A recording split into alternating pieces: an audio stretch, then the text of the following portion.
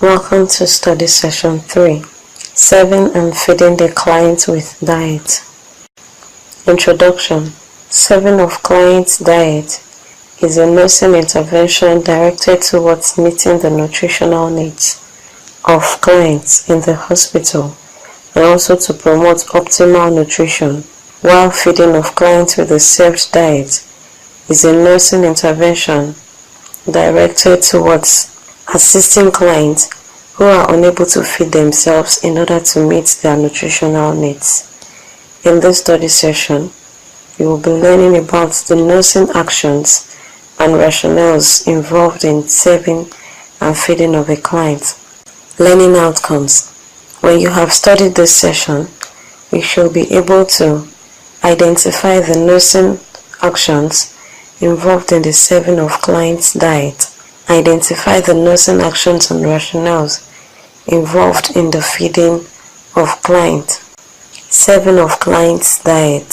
Serving of client's diet is a nursing intervention directed towards meeting the nutritional needs of clients in the hospital and also to promote optimal nutrition. Assessment. As part of the client's admission protocol into the ward and subsequently, the client's nutritional assessment should be carried out to obtain information on the following.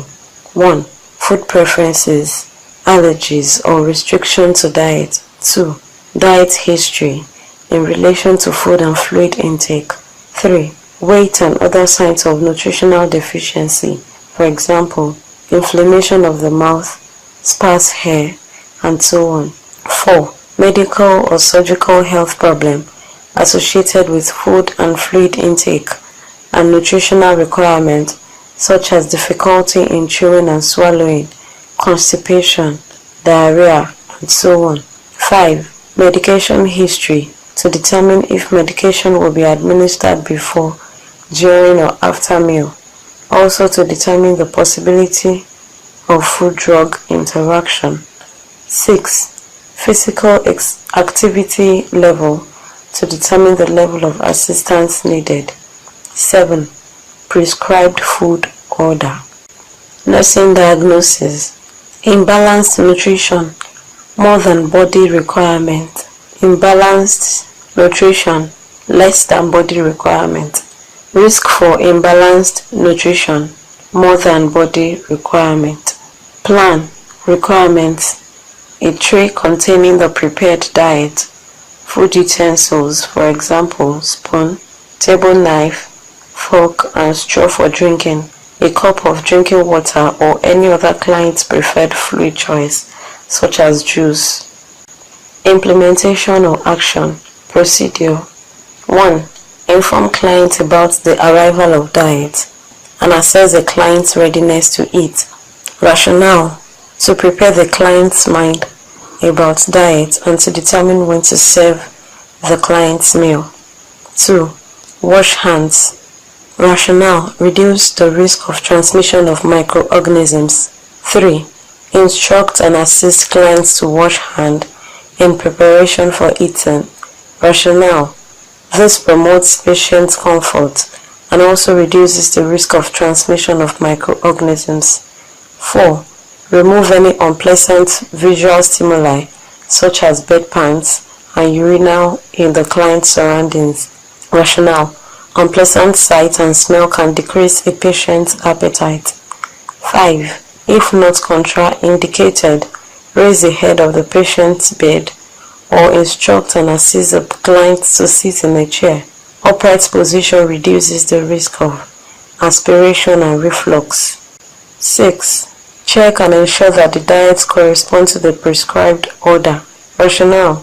This ensures that the clients take the right type of diet. 7.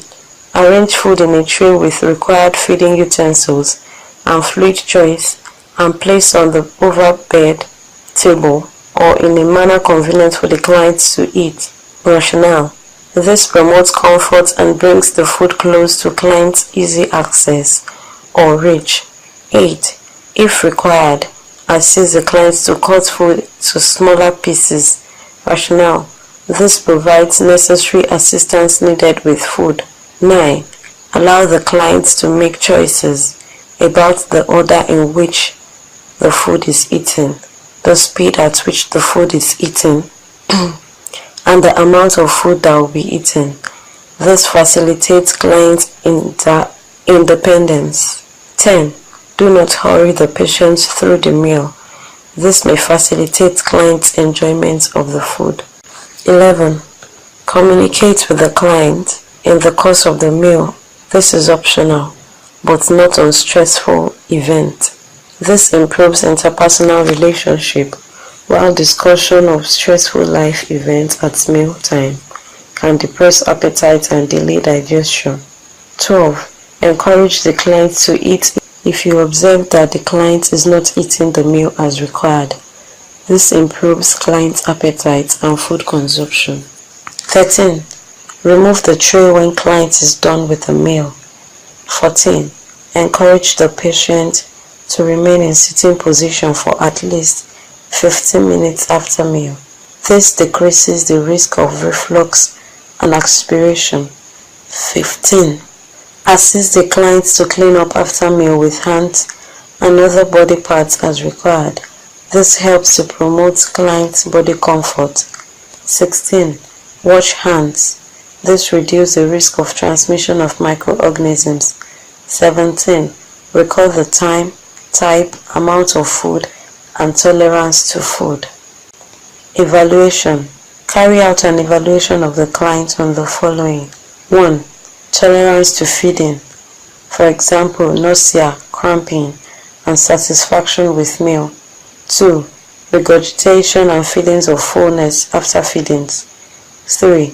Weight gain or loss. 4. Fecal elimination pattern. For example, diarrhea, flatulence, constipation. 5. Hydration status. For example, skin toggle. 6. Urine output and specific gravity.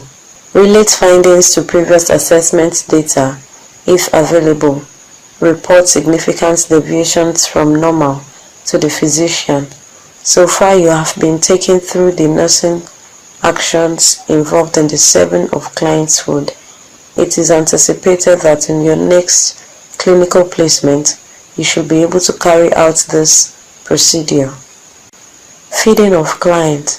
Feeding of clients with a SEPT diet is a nursing intervention directed towards assisting clients who are unable to feed themselves in order to meet their nutritional needs.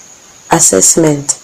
As part of the client's admission protocol into the ward, and subsequently, the client's nutritional assessment should be carried out to obtain information on the following. 1. Food preferences, allergies, or restriction to diet. Diet history in relation to food and fluid intake. 3. Weight and other signs of nutritional deficiencies. For example, inflammation of the mouth, sparse hair, and so on. 4. Medical and surgical health problem associated with food and fluid intake and nutrition requirements such as difficulty in chewing and swallowing, constipation, diarrhea, and so on. 5. Medication history to determine if medication will be administered before, during, and after meal. Also to determine the possibility of food-drug interaction. 6. Physical activity level to determine the level of assistance needed. 7. Prescribed food order. Feeding of clients with a SEPT diet is a nursing intervention directed towards assisting clients who are unable to feed themselves in order to meet their nutritional need. Serving of client's diet. Assessment is an important phase of nutrition-based intervention. Serving of client's diet. The food must be prepared and presented in an appealing or attractive manner to the client's senses. Unpleasant visual stimuli and stressful life events must be avoided during the course of eating. Nursing diagnosis. Imbalanced nutrition, more than body requirement. Imbalanced nutrition, less than body requirement. Risk for imbalanced nutrition more than body requirement. Plan requirements. 1. A tray containing the prepared diet. 2. Feeding utensils, spoon, table knife, fork, and straw for drinking. 3. A cup of drinking water or any other client's preferred fluid choice, such as juice. 4. A bowl of water to wash patient's hands, napkin or paper serviette. Implementation or action. Procedure. 1. Inform clients about the arrival of meal and assess the client's readiness to eat. To prepare the client's mind about diet and to determine when to serve the client's meal. 2. Explain feeding procedure to the client and determine the level of client participation to facilitate client cooperation. 3. Position the patient comfortably, if not contraindicated, position client in Fowler's position. To promote comfort and Fowler's position reduces the risk of aspiration. 4. Assist the client to wash hands in the bowl containing water. This reduces the risk of transmission of microorganisms. 5. Place napkin over chest and around the neck. Optional. This prevents client's clothes from soiling. 6. Check and ensure that diets correspond to the prescribed order. This ensures that the clients take the right type of diet. 7. Create a pleasant environment by removing any unpleasant visual stimuli. This enhances client appetite. Wash hands. This prevents cross-infection. Arrange food in a tray with required feeding utensils and fluid choice on the overbed table or in a manner convenient for the nurse and client. Stand or sit at the side of the client. 10. Allow the clients to make choices about the order in which the food is eaten and the amount of food that will be eaten. This enhances client cooperation and independence. 11. Feed the client in small bits using an appropriate feeding utensil. For example, spoon. Wait for the clients to chew and swallow the food before the next. Taking the food in small bits at a time helps for effective chewing and reduces the risk of aspiration. 12. Give water in between if clients prefer. This relieves obstruction, if any, and helps in swallowing. 13. Encourage the clients to eat, but do not use force. Forcing the clients to eat may cause vomiting. 14. Encourage the client's participation in the feeding procedure as much as possible. This facilitates client independence. When client is through with food or feels satisfied, stop feeding and give water if client prefers. 16. Clean up the client's lip with napkin or serviette and wash hand if required. This promotes comfort. 18. Record the time, amount, and tolerance to food. If client is on intake and output, monitoring, record the amount of fluid taken in the VO chart. This ensures accurate documentation. Evaluation. Carry out an evaluation of the clients on the following: tolerance to feeding, nausea, cramping, and satisfaction with meal, regurgitation and feelings of fullness after feedings, weight gain or loss, fecal elimination pattern, diarrhea, flatulence, constipation, hydration status, skin toggle, urine output and specific gravity. Relate findings to previous assessment data if available. Report significant deviations from normal to the physician. So far you have been taken through the nursing actions and rationale involved in feeding of client 7. It is anticipated that in your next clinical placement you should be able to carry out this procedure.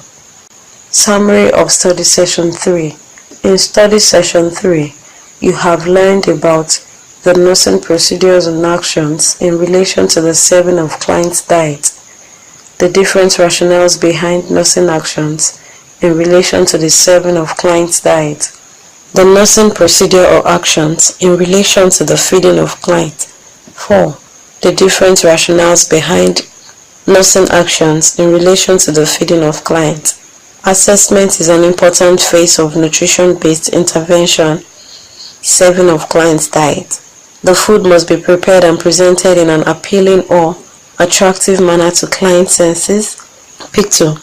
Unpleasant visual stimuli and stressful life events must be avoided during the course of eating. End of study session 3. Thanks for listening.